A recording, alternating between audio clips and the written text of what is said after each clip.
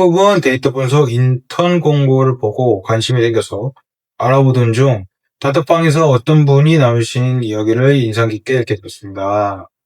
윗분들 중에 그 분석 자체에 대한 이해가 부족하고 기초차 잘 다루지 못하시는 분들이 많다는 말이 있었습니다. 또한 분석 결과가 전략팀 스토리를 뒷받침하는 수준으로 활용돼서 결국 이제 백오피스 역할에 그친다는 지적이 마음에 걸렸습니다. 인턴 입장에서는 실질적으로 배울 수 있는 게 거의 없고 단순한 인력 보충의 일환으로 쓰이다가 끝나는 경우도 있다는 말도 있었습니다.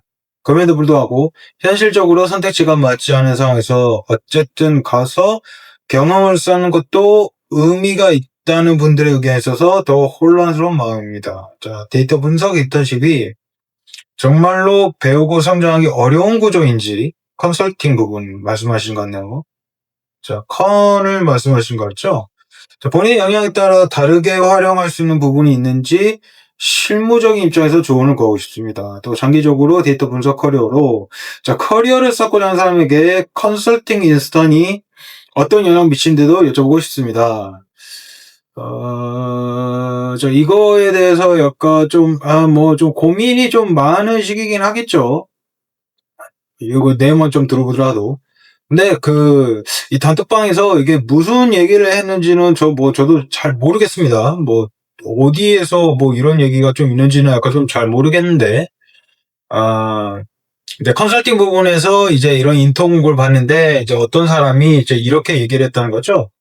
윗분들이 분석에 대해서 이제 이해가 많이 부족하고, 분석 결과가, 그러니까 이 백오피스라고 한다면은, 이제 프론트에서 뭔가 하셨던 분들이 계시겠네요. 근데 이분들을 위해서 이제 뭔가 이제 백오피스 형식으로 해서 뭔가 이게 그냥 제공만 하는 이제 요런 부분에만 너무 이제 국한이 되는 거 아니냐. 특히나 이제 인턴으로 있었을 때는 좀 배워서 어떤 프로젝트에나 참여하고 싶다던가 좀 이런 것을 해서 뭔가 이제 성과라든가 이제 커리어를 뭔가 인턴부터 뭔가 하고 싶은데 조금 이런 컨설팅 부분에서는 이제 좀 그런 것들이 많이 없는 게 아니냐라는 좀 이런 얘기인 것 같아요. 근데 제가 지금 상황을 딱 잘라서 조금 얘기하겠습니다. 먼저 한번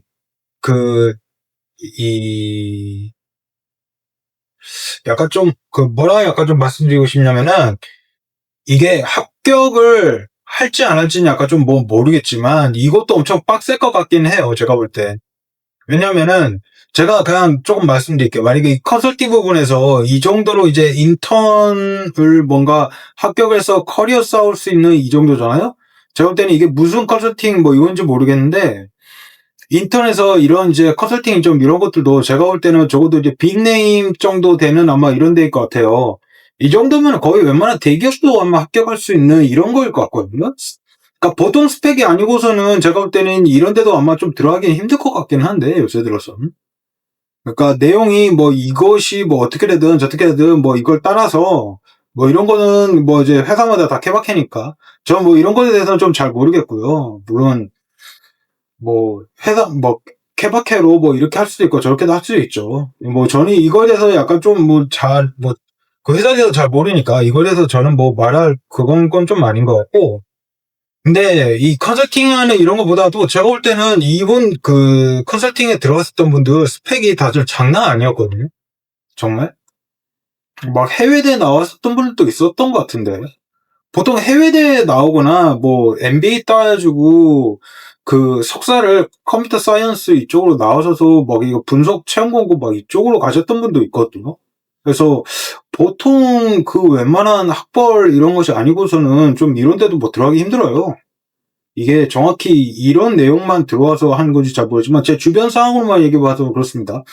좀 해외대학교 있고 이게 스펙이라고 해야 될까? 이게 좀 장난 아니라서 아무튼 근데 만약에 합격을 했다. 만약에 이렇게 해서 이제 경쟁 안에 인턴으로 들어가는 것도 약간 좀 쉽지만 근데 이런 것에 너무 신경 쓰지 마세요, 제가 볼 때. 신경 쓰지 마시고요. 인턴이 어떻게 됐든, 저떻게 됐든, 제가 볼 땐 무조건 하나입니다. 최선을 다해보세요. 정말. 이게, 그러니까 제가 볼 때는 그거잖아요. 3개월, 뭐, 이 정도 될 것 같아요. 제가 볼 때는 인턴이라 한다면 길게 해봐야 또 6개월 테니까.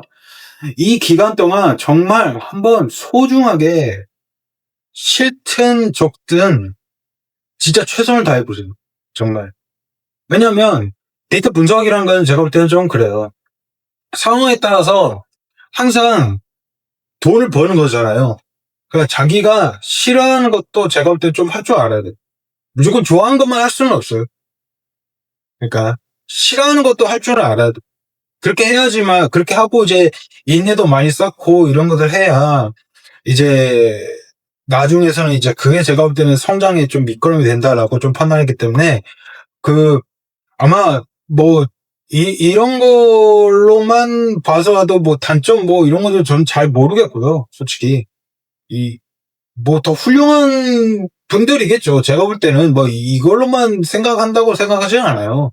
그러니까 이거는 그냥 잊어버리시고 뭔지 모르겠지만 제가 볼 때는 만약에 합격을 하게 되신다면은 이 성장이 어려운 구조인지 이런 거는 잘 모르겠고요. 본인이 연애할 때 다르게 하신 부분인지 이걸 한번 더 그 안에서 한번 조금 느껴보신 거 어떨까. 성장하기 어려운 구조인지는 아니고요. 회사는 언제나 그렇습니다. 저는 그렇게 봐요. 회사는 항상 이 성장하고자 하고 뭔가 열정이 있는 이 직원들 있잖아요. 근데 그게 그 회사의 방향성과 또 맞아. 그러면은 그 인재를 놔둔 걸 본 적이 없어요. 정말. 뭘 해보겠다. 근데 그 회사가 장기적으로 가야 될 그 방향성이 맞아. 근데 거기에 대해서 어떻게든 성장을 하려고 하고 열정을 가지고 있는 그 직원이 있어. 그러면 제가 볼 때는 그 직원한테 더 투자를 해주지. 그러니까 물론 이제 정치적인 거를 따라서 완전 이제 주니어라 생각을 한다면. 근데 뽑혔어. 근데 완전 잠재적으로 볼 때 이 회사에 완전 미래에 얘가 더 크게 성장을 할 것 같은 그런 인재라고 판단이 돼. 이 회사에서 이걸 가만히 놔뒀던 그런 회사를 찾기가 힘들 것 같은데. 만약에 진짜 이런 인재를 만약에 그 회사에서 진짜 소홀히 한다라는 거면 그건 진짜 이직이 맞고 제가 볼 땐 이직한다 하더라도 이 친구는 갈 데가 많을 거야. 회사는 항상 이런 거를 가만히 냅두지 않습니다. 정말 부득이하게 어쩔 수 없다. 회사가 이제 뭐 구조조정이다. 진짜 막 적자가 너무 심해서 어쩔 수 없이 울며 겨자먹기식으로 그 사람을 근데 내보낸다 하더라도 그 사람을 어떻게 하냐면은 그 구조조정을 하잖아요. 구조조정을 할 때 이 주니어가 진짜 인재야. 근데 어쩔 수 없이 구조조정을 했어. 그러면은 다른 쪽에 그 뭐 팀장이나 다른 쪽에 가잖아요. 그러면은 그 팀원을 또 챙겨서 갑니다. 그 팀원한테 연락을 해요. 또 너 이번에 그 회사 거기 있지? 너 그거 했다며? 야 우리 회사로 와라. 이렇게 한단 말이에요. 그러니까 미래는 어떻게 될지 모릅니다. 그래서 항상 참 꼰대 얘기지나 뭐거나 뭔지 모르겠는데 항상 지나고 나서 보면은 저도 뭐 좀 후회가 많이 돼요. 저도 실수를 많이 했죠. 중2 때. 정말 내가 최고야. 대리병에도 막 걸렸었고요. 정말 내가 최고인 줄 알았어요. 이거 나중에 한번 썰로도 한번 좀 풀어드릴게요. 내가 최고인 줄 알았어. 그 회사에서. 자, 대리가 있었을 때 진짜 다들 막 잘한다 우쭈쭈 하니까 내가 최고인 줄 알았지. 근데 이게 막상 지나고 나서 보면은 그때 내가 너무 왜 그랬을까 좀 후회가 너무 많이 되더라고. 최고긴 개뿔. 무슨 최고야. 회사에 그냥 하나의 부품으로서 돌아가는 뭐 그냥 열심히 그냥 돈 버는 그냥 직장인이지 뭐. 돌이켜서 보면 약간 좀 그래요. 근데 이제 그런 것을 떠나서 그러니까 여기 있었던 분은 이제 데이터 분석에 대해서 이제 인턴 공고. 근데 자 어떤 분이 뭐 이렇게 해서 뭐 커리어적으로 안 될 거냐. 제가 볼 때는 회사에 들어가서는 인턴으로선 배울 수 있는 게 거의 없다는 건 말이 안 됩니다. 무조건 배울 수 있는 그 기회가 있어요. 그래서 단순한 인력으로 뭐 그렇게 할 수도 있어요. 솔직히 인턴이면 그냥 체험형 인턴 막 이런 게 있잖아요. 정규직 전환형이면은 좀 모르겠는데 체험형이면은 뭐 그럴 수도 있죠. 뭐 이거는 단순히 뭐 이쪽 이 회사가 뭔지 모르겠는데 이 회사 쪽에만 해당되는 영역은 아닌 것 같고요. 다른 쪽도 마찬가지죠. 그냥 체험형으로 했다면은 그냥 뭐 단순 잡무만 뭐 시키거나 뭐 이런 경우도 있을 수 있고요. 아니 근데 이제 진짜 좀 한 3개월 동안 해보고 이걸 이제 정규직까지 뭔가 전환시켜가지고 뭔가 한다. 그러니까 그 전환형이죠. 이제 그런 것까지 하는 거면 이제 인턴에게 뭔가 기회를 준다거나 뭐 이런 것도 있을 수도 있을 텐데 뭐 여튼 어떤 상황을 따라서든 정말 최선을 다해보세요. 무슨 역할이든 제가 볼 때. 그러니까 비즈니스 현장 안에 들어왔다 하는 거면 그때서부터는 당신은 프로입니다. 그게 인턴이든 주니어든 시니어든 저한테 상관없이 회사에서 돈을 번다는 그 사람 자체는 이제 프로의 마음이에요. 프로는 확실히 이제 학생에서 배우는 그거랑 다르죠. 최선을 다해보세요. 그 최선을 다하면은 또 다른 뭐 이직이라든가 아니면 또 다른 기회로 무조건 연결이 되니까 항상. 늘 아쉬운 마음이 있어야 돼. 뭘 하든. 후회를 해야 되고. 아, 내가 그때 왜 그랬지. 그때는 안 하고 그랬는데. 그렇게 했다라면 진짜 근데 그런 것도 있어. 진짜 완전 최선을 다해서 나중에는 그거에 대해서 미련이 없잖아요. 아, 그러면은 진짜 이분들 자체가 그냥 훌륭한 거죠. 제가 볼 땐. 그래서 너무 이런 거 걱정하지 마시고요. 그냥 한번 열심히 한번 최선을 다해보세요. 항상 그 기회가 또 오지 않겠어요? 제가 볼 때. 그 기회라는 게. 그 기회가 또 다른 기회를 만들고 그 최선이 또 다른 기회를 만들고 저는 그렇게 생각을 해요. 그래서 회사에 가서 뭐 싫은 일이든 뭐든 결국 그 안에서 최선을 다해봐라. 그럼 또 다른 기회를 항상 이거는 100% 제가 말씀드릴 수 있어요. 물론 저도 좀 짧지만 최선을 다하는 그 인재한테 회사는 또 다른 기회를 줍니다. 무조건. 그게 뭐든. 미래에 가고자 했는데 제가 한번 해보겠습니다. 그러면은 진짜 그 열정 있거나 성장 가능성이 있는 그 인재를 무조건 먼저 밀어줘요. 밀어줘서 야 한번 해봐라라고 해서 그냥 줘요. 정말. 뭐 그런 식으로 해서 저도 기회를 얻었었고. 뭐 돈 받으면서 새롭게 뭐 회사가 투자를 해서 교육까지 시켜주고 그런 거 한다는데 그거 싫어하는 사람 누가 있겠어요. 저는 그렇게 해서 기회를 얻었었어요.